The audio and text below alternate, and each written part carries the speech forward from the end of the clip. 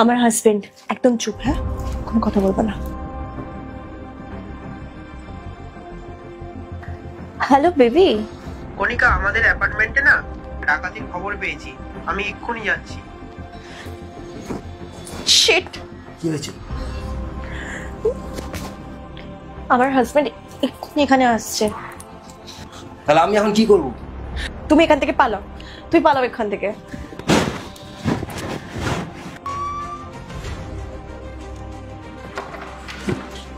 কণিকা, তুমি ঠিক আছো তো? জ্বলছে আর চুলকাচ্ছে, আর সহ্য করতে পারছি না।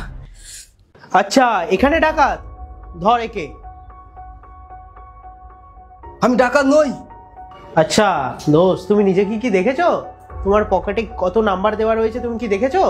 এটা একটা ভুল বোঝাবুঝি। তুমি যে এই কথাটা বলছো না, এটা গিয়ে কোর্টে প্রমাণ করবে, ঠিক আছে?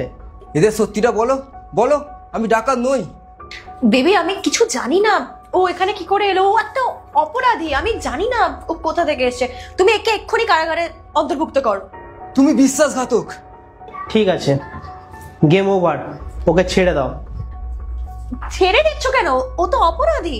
এ এমন একটা কাজ করেছে, তার জন্য ও দোষী।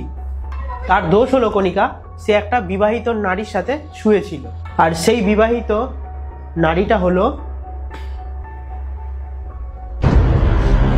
কি?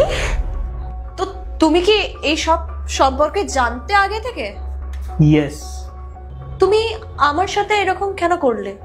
কারণ তোমাকে যদি আমি এক্ষুনি তাড়িয়ে দিতাম না, তুমি তো তাহলে তোমার প্রেমিকের সাথে বেরিয়ে যেতে, আর এখন সে তো তোমার আসল রূপটা দেখে ফেলেছে।